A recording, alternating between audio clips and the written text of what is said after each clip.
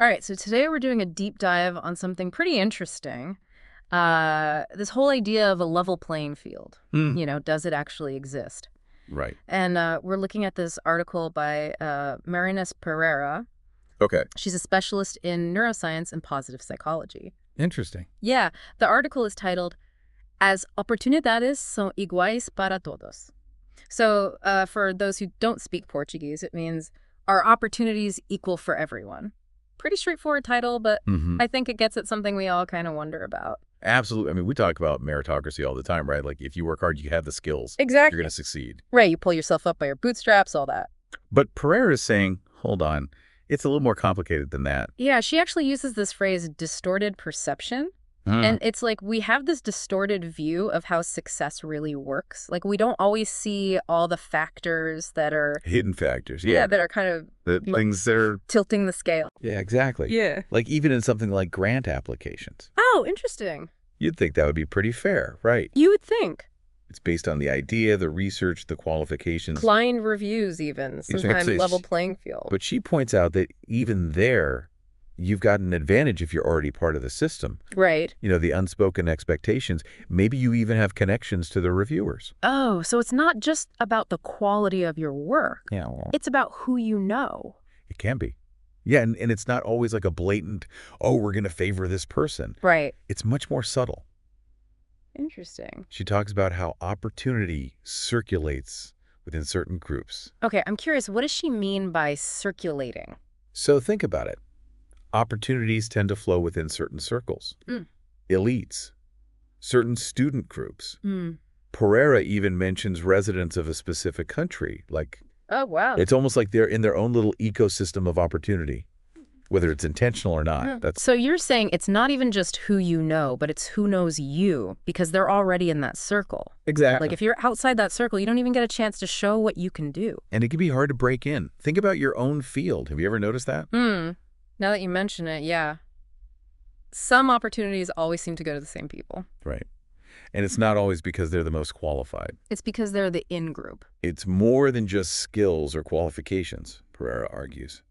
Similarity plays a big role. So there's more to it than just being good at what you do. A lot more, yeah. She lists class, gender. Okay. Even whether someone agrees with, certain practices, even if they're unethical. Whoa, so it's like you're more likely to get ahead if you fit in with the dominant culture. That's what she's suggesting, yeah. And the thing is, it's not always conscious. Like, we aren't always deliberately choosing people who are just like us. Right. But neuroscience is showing us that we have all these unconscious biases. We're drawn to people who are like us without even realizing it. So these biases are kind of creating a self-fulfilling prophecy. Like, the people in power are just replicating themselves. And that means anyone who doesn't fit the mold gets overlooked, even if they're super talented. That's discouraging. It is. It can feel like the system's rigged. Pereira calls it a vicious cycle. Oh. Those at the top, they have the resources, the networks, they stay at the top, while everyone else is struggling to even get access to the same resources, yeah. Right, and that's where positive psychology comes in. Okay, now how does that fit in? Well, it's not about pretending these challenges don't exist, but it all is about recognizing that even though we can't control everything, we can control how we respond to them. Okay. And it starts with our mindset. So even if the system is not fair, we can still empower ourselves. Exactly.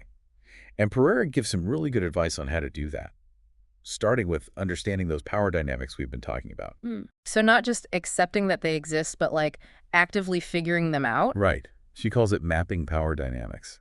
It's like being a detective, figuring out who really holds the influence in your field, who controls the budgets, who makes the decisions. So instead of just waiting for the right opportunity, you're taking a more proactive approach. You're studying the landscape. You're figuring out who the players are. Okay. And once you have that map, you can be way more strategic about how you build your network. So it's not just randomly collecting business cards at events. No. It's about being more intentional. It's about building those genuine relationships, those mutually beneficial ones, right, with people who see your potential and are willing to open doors for you. It really changes how you think about networking, doesn't it? Yeah, it's not just about, schmoozing or trying to get something from people. Right. It's about building those authentic connections. Yeah. Finding those mentors, those allies who can help you navigate this complex world. Because it really is complex. It is. And I think it's easy to feel lost or like you don't belong. Absolutely. Especially if you don't come from, a privileged background. And even with a great network, Pereira is really clear about this. You still need substance. You can't just rely on connections. Oh, so she's not saying it's all about who you know. No, not at all. You still have to be good at what you do. You absolutely do.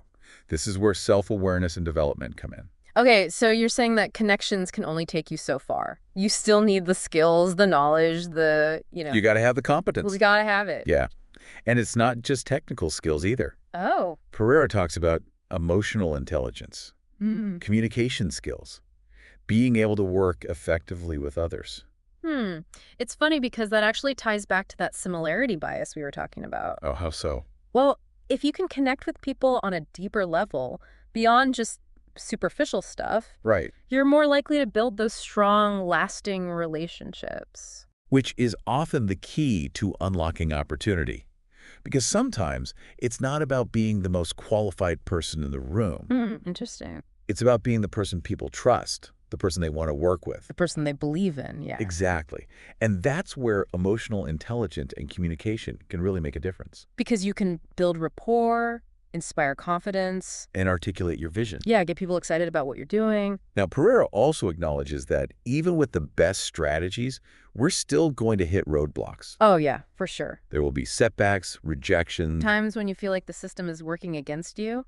Exactly. And that's where those positive psychology tools become so essential. Okay, remind me what those were again. Well, it's that growth mindset, embracing those challenges as learning opportunities.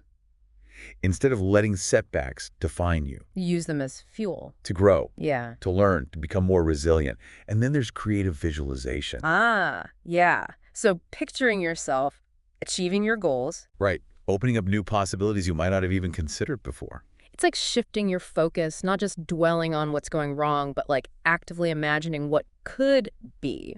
And gratitude's part of it too. Oh, right. Yeah. Even when things are tough, focusing on what you are grateful for helps you stay positive, motivated. It's all about building that inner strength, that feeling that you do have some control, even when it seems like you don't. Exactly. And Pereira even brings up this point. It's fascinating. She says sometimes people in power, they might actually try to hold you back. Oh, really? Not because they don't see your talent, but because they DO. That's kind of messed up. It is. It's like their own insecurity, their desire to stay on top. Makes them want to block your path. It's a backhanded compliment, almost. Right, like they see you as a threat, so you must be doing something right. Exactly. But ultimately, Pereira's work, it's not about denying these challenges exist. It's about giving people the tools to navigate them. To understand the rules of the game. Even when they're not fair. Yeah. And then finding ways to play strategically, authentically, and with resilience. And I think for those of us who DO benefit from these systems of privilege, we have to acknowledge that and also recognize our responsibility to try to create a more level playing field. To make it more equitable, yeah. Because if we really believe in meritocracy, then we have to work to get rid of these barriers that are preventing people from having an equal shot. Pereira's insights, they really spark this bigger conversation about social change. It's not just about individual success. It's about creating a world where opportunities are truly more fairly distributed. It's a deep dive we all need to take. Yeah. Yeah, it makes you think about what you can actually do to make a difference. Right. It's not just about, understanding these concepts. It's about taking action. Yeah, like how do we actually translate this knowledge into real change? Well, it can take a lot of different forms. For some people, it might be about mentoring, someone from an underrepresented background, or using your own network to open doors for others who haven't had those same advantages. I've heard people talk about sponsorship being even more powerful than just mentoring. Oh, yeah. It's not just giving advice. It's like actively advocating for someone, putting your own reputation on the line to help them get ahead. It's huge. It's about using whatever influence you have to amplify the voices that are often pushed to the side. Yeah, overlooked. But even if you're not in a position to be a sponsor or mentor, yes, there's still things you can do. Yeah. Like speaking up when you see bias happening or unfair practices. Yeah, that can be tough though, right? To be that person who rocks the boat. Yeah, it takes courage for sure. Yeah. But it can make a real difference. Yeah. Even small acts of allyship can have a big impact over time. It's like that quote, you just need to be a flea against injustice. Oh, I like that one. Who said that? Marion Wright Edelman. She said, enough fleas biting strategically can make even the biggest dog uncomfortable and transform even the biggest nation. It's a great analogy. It shows that it's about collective action, right? Yeah. We each do what we can, even if it seems small, but together it adds up. And this isn't just about fairness for the sake of fairness. Creating a more diverse, inclusive society, it actually benefits everyone. Absolutely. Think about all the innovation and creativity we miss out on when we exclude certain voices. When opportunities are only available to a select few. Yeah, we all lose out in the end. Pereira's insights, they really make you question this whole idea of meritocracy, don't they? They do. It's not just about individual effort like we tend to think. It's about the system you're in, the opportunities that are available, the support you receive. The whole context, yeah. Yeah. It's recognizing that we're all interconnected. And that creating a more equitable world, it's not just about each of us trying to climb the ladder. It's about working together to make sure that everyone has a chance to climb and even build a better ladder. So as we wrap up this deep dive, I hope this has given everyone some food for thought, you know? It's new perspectives. Yeah, new perspectives on this whole issue of opportunity and success. And more than just thinking about it, hopefully it sparks some ideas about what people can do. Yeah, I think that's the key takeaway. To create real change. So as you go about your week, just think about this. Where do you see these dynamics playing out? In your life, in your work? Good question. And what steps can you take, even small ones, to challenge the status quo and create more opportunities, not just for yourself, but for others? Because ultimately, creating a more just and equitable world, that's a journey we all have to take together. And that's a deep dive worth taking.